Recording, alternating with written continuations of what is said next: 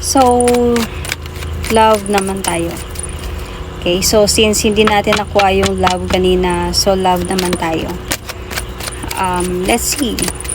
Let's just see kung anong lalabas sa card na to. Tingnan natin. Sa mga malalakas ang energy dyan. Someone from the past. What happened? Anong meron dito sa Six of Cups na to? Or somebody is missing you. Okay. No. This is someone from the past. Someone from the past might be wanted to come back to you, to offer you commitment again or relationship. But hindi ka na sure about this someone from the past na to. Kasi andun sa point na itong person na to, niloko ka talaga niya. This person betrayed you. Dumating kasi sa point na parang ikaw mismo naipit ka sa sitwasyon ninyo, ng relasyon ninyong dalawa. Dumating sa point na parang nagmumukha kang tanga sa sitwasyon na meron kayong dalawa. And this someone from the past will going to message you again, or will going to communicate with you again, or to approach you again to save your relationship again. Feeling ko may nangyari before. Might be this person has a past person, and then nalaman mo, and then to the point na hindi kanya binitawan kahit alam mo na. Might be he just or she just let you wait and wait hanggang sa walang nangyari. Because hindi kanya binitawan because of siguro may nararamdaman din siya sa'yo and ayaw kanyang mawala sa buhay niya. Might be he's just waiting for a sign for the both of you. So itong someone from the past na to, minsan na to parang nandun sa point na hindi niya alam kung saan siya patutungo. May two ways, like to you and to that other person. And sobrang nalaman mo yon, or sinabi niya yun sa'yo, in-open up niya siguro sa'yo yon, and to the point na naghintay ka na naghintay sa wala. And parang nagmumukha ka ng tanga dahil alam mo yung katotohanan, and you are still waiting for the promises of this person na meron talagang official or merong commitment na mangyayari sa inyong dalawa. He want you to stay. So, let's see more.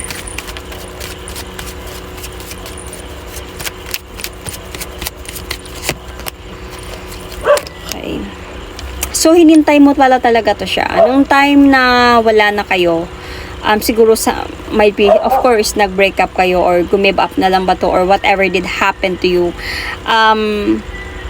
Hinintay mo siya. Might be this person ghosted you. Some of you, okay? So, just take what's resonate. Hinintay mo siya. Parang andun ka sa point na napagod ka sa kakahintay. Sa kakalaban sa taong ito. Kung kailan siya magme-message sa'yo ulit, kung kailan siya babalik sa'yo ulit. So, until naging practical ka sa situation, nag-move on ka, parang andun ka sa point na naging high priestess ka. Might be, you gathered information and you accepted the truth na siguro ganun na talaga yun nangyari. And minsan din na hindi ito nagpapatulog sa'yo sa gabi. Like, sobrang nag-bothered ka dito, like nagkaroon ka ng anxiety, nagkaroon ka ng depression about what did this person did to you, na sana noon pa give up na siya, pero pinastay ka niya sa buhay niya dahil pinangakuan ka niya na there is something na mangyayari sa inyo, commitment or serious commitment, or pipiliin ka niya, and then walang nangyari, and suddenly bigla na lang siya nawala. It could be, okay? And naging unfair talaga siya sa'yo. Might be sobrang nabigatan ka sa ginawa niya sa'yo. Sobrang nabigatan ka sa situation. Sobrang heartbroken ang tama mo dito. And this time, okay? This time, this person is coming back to you. Bumabalik siya sa'yo ngayon. So, what is his purpose? Let's see. Ano yung gusto niyang mangyari? Bakit siya bumabalik?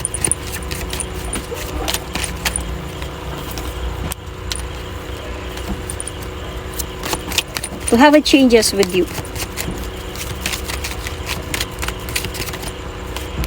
Nakapag-isip-isip siya. Nung time siguro na hindi kayo nag-uusap or he gave you silent treatment, nag-soul searching siya and nakapag-isip-isip siya dito. And nakapag-isip-isip siya na mahal ko nga pala talaga itong taong ito. Like, whether kung saan kayo naka-resonate, okay? Like, andun siya sa point na parang I wanted to do an action or an effort na maipaprove sa kanya na sa pagbabalik ko, totoo na to. Or mapapakita sa kanya na mahal ko talaga siya kaya ako bumalik. Something like that. Pero, andun kasi sa point na nagiging practical ka na. Like, nagiging strong ka na. Parang ayaw mo na siya tanggapin dahil nga sa naghintay ka sa kanya. Dahil nga sa napagod ka sa kakahintay sa kanya until sa nag-move on ka na lang. And parang adun ka sa point na ayaw mo na ng gulo, ayaw mo na ng stress sa isipan mo. But this person is yet really willing to move forward towards with you. Andun ka sa point na you are already like, might be in a healing process still, or you are already healed from this relationship, from this pain. And then, hindi ka na sure kung magiging masaya pa ba kayo or may masaya pa mangyayari sa inyo kasi naging cold talaga yung relationship ninyo, yung sa inyo, yung kayo, parang this person left you empty. So and this time around parang ini-explain, babalik siya para explain sa iyo about the truth, about his feelings, about sa totoong gusto niyang mangyari. He wanted the changes with you, gusto ka pa din niya, parang ganun. Gusto niyang ipaglaban yung relasyon ninyo, gusto niyang ipaglaban yung mga hadlang na meron sa inyo, gusto ka pa din niya ipaglaban. So let's see more.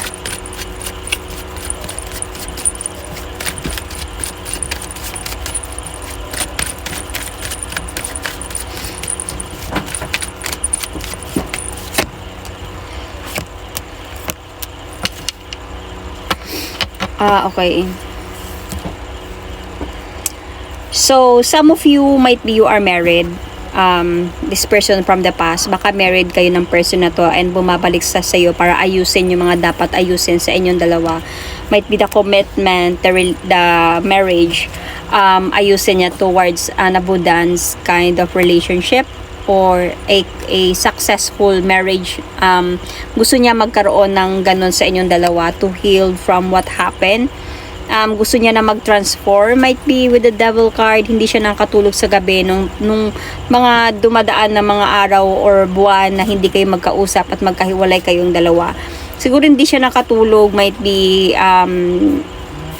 gusto niyang ayusin na yung buhay niya. He wanted a changes this time, kaya bumabalik siya sa'yo. So, this is someone from the past na parang this time nagkakaroon sa kanya ng realization na kailangan ko nang ayusin yung buhay ko with my wife. Something like that, na kailangan ko nang ayusin namin to. And to the point na alam mo na, hindi siya nakakatulog sa gabi kasi alam mo yung mga nangyari before. Alam mo, siguro nagkaroon siya ng iba or some of you baka may nabuntis siya. So, parang alam mo na, hindi ka na inosente sa mga nangyari. And pero, nandyan pa din siya. He will going to try to approach you or magme-message siya sa'yo or will going to try to message you na ayusin natin to. Ikaw pa din yung asawa ko, something like that. So, pwede nyo baligtad yung situation kung saan kayo naka-resonate. Put yourself in a situation kung saan kayo naka-resonate. So, alam niya pa din na you being so practical about what happened before, inintindi mo siya, naghintay ka, naging practical ka, and still, parang andun sa point na tinupad mo pa din yung pagiging asawa mo sa kanya, and a mother might be to your kids if you have. So andun siya sa point na he is like gathering some information about you, kung kumusta ka na, ano na nangyayari sa'yo, okay ka pa ba, or okay na ba na ayusin ninyo to, okay ka na ba sa point na pwede na siyang bumalik para ayusin ninyo yung mga bagay-bagay na nangyari sa inyo. Or this person really like, nag-cheat siya sa'yo before, kaya na-end yung cycle ninyong dalawa. as a married couple. Married ba kayo or just live-in partner? Basta this is someone from the past. Kaya kayo nag-end dahil nag-cheat siya sa'yo, nanligaw siya sa iba. And this time around, bumabalik siya para ayusin kung anong dapat ayusin sa inyo. And sure siya dito talaga, he will going to do the action talaga na towards you. Okay? Sobrang nabigatan kasi siya before. Nung time na siguro nag-cheat siya sa'yo, nagkaroon siya ng iba. And parang hindi niya alam kung sino yung pipiliin niya. Between you and might be the new one, or may na-meet ba siya or whatever, might be naging LDR kayo or some of you, okay? Para naging imbalance yung ano ninyong dalawa, yung pagsasama ninyong dalawa. Naging imbalance siya until sa point na may pagod na nangyari. Might be may away, may gulo, palaging nag-aaway until sa may pagod na nangyari dito, kaya he cut off your relationship. So,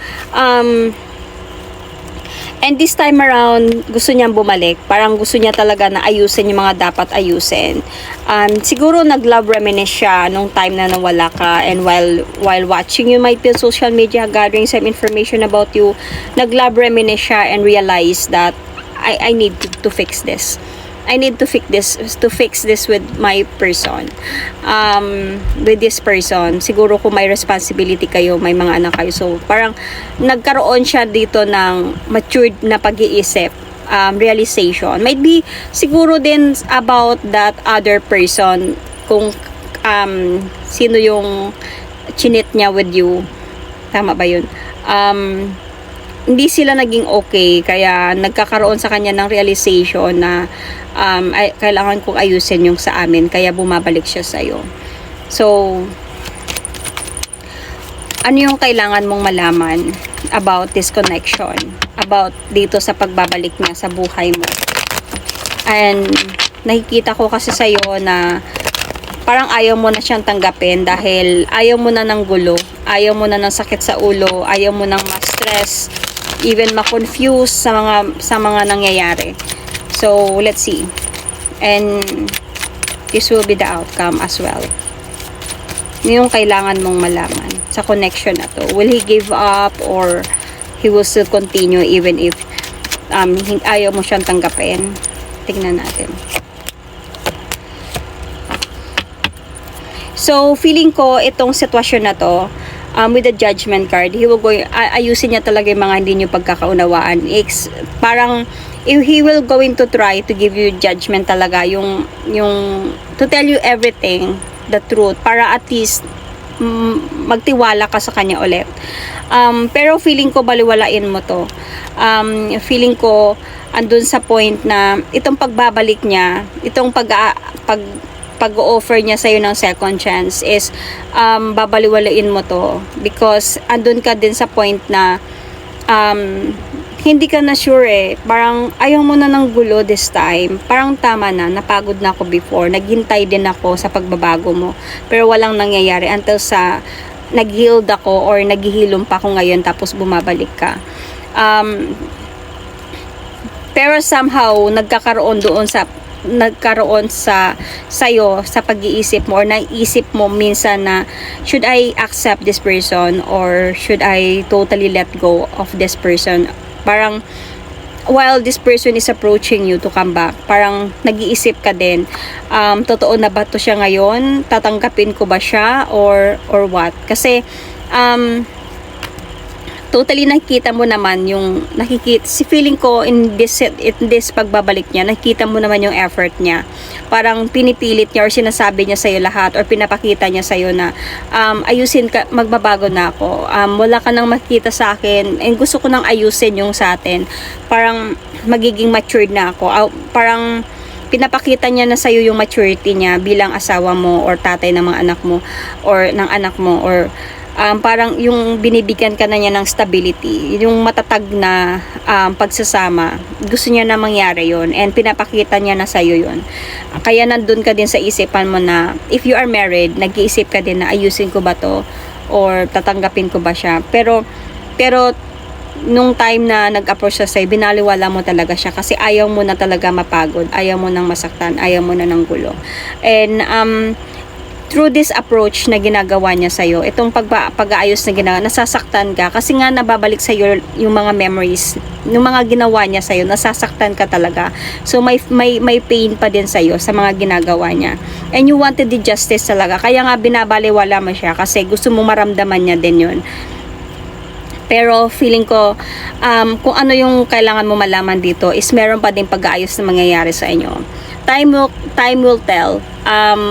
Maghihilom at maghihilom din. Siguro hindi ka i-give up ng person na to. He really wanted na magkakaroon kayo na, yung mabalik kayo sa dati, maibalik yung harmony ninyo, mabalik yung happiness ninyo, yung spark ninyo, yung pagmamahalan ninyo. Gagawin niya yun para sa mabuo ulit yung marriage ninyo ulit. And planado na to para sa kanya. Alam niya na kung anong gagawin niya. And siguro there may possibility na magkakaayos pa din kayo with this 3 of Cups. Pero this time around, magpo-focus na talaga itong person na to. Sa marriage ninyo or pagsasama ninyo, kasi willing na talaga siya to move forward towards with you, to do the action. Pinag-isipan niya na to eh. Parang nag-rest na siya, nag-soul searching na siya, and na-realize niya, this is it, kailangan kong ayusin to. Dahil ayaw niya na din ng gulo, ayaw niya na din na palaging nag-aaway. Alam niya na nangyari na yung before, and gusto niya na mag-move forward with you. Yun yung kailangan mong malaman. There is a chance na magkaayos pa kayo, but of course, if naka-resonate kayo sa part ng reading na to, and kung ano yung pwedeng mangyari, nakadepende din yan sa inyo. Of course, kung nakadepende yan kung anong nangyari, nakadepende yan kung anong mga nangyari sa inyo, right? Kung may mga physical, emotional, ano pa ba yung isa, na pain na binigay sa yung person nito, mental, may pain, depende kasi sa pain na binigay ng person na to, physical, emotional, mentally, broke ka, or sabihin natin na in pain ka. Syempre mahirap yon para tanggapin mo pa yung tao na yun, lalo na when it turns into physical. So nakadepende kung anong sitwasyon ninyo before, paano kanya sinaktan, anong dahilan. So nakadepende pa din yun sa inyo. Okay? Hindi ibig sabihin na sinabi ko na may chance na magkaayos kayo. Ibig sabihin, kahit naka-resonate ka into the first reading, sa mga first part, is yun din yung mangyayari sa inyo na magkakaayos kayo. Depende pa din yan kung ano yung decision ang gagawin ninyo, or magiging decision ninyo. What I mean is, this reading is your guide, you know. Itong reading na to is guide na to sa inyo para if ever na dumating to sa inyo, if ever na may dumating na past person sa inyo and naka-resonate kayo sa mga nangyayari. So, guide na to sa inyo that to do something, to fix something, to realize something, to get some lessons sa mga nangyari before, lalo na this Mercury retrograde in Virgo. We are all about, might be some of us, may mga memory flashback talaga na nangyayari. So, to see or to remember kung ano yung mga nangyari, ano yung mga lessons na kailangan kunin doon, and ano para makuha mo kung anong desisyon ang gagawin mo, and to feel as well para sa'yo yung totoong gusto mo, yun yung susundin mo. Kung ano talaga totoong nararamdaman mo, yun yung sundin mo. Kung ikaw din makakaramdam niyan, kung totoong nagbabago na siya, or he is just pretending, ikaw din yung makakaramdam niyan kasi ikaw yung nakakakilala sa taong yan. Yan. That is my reading for you.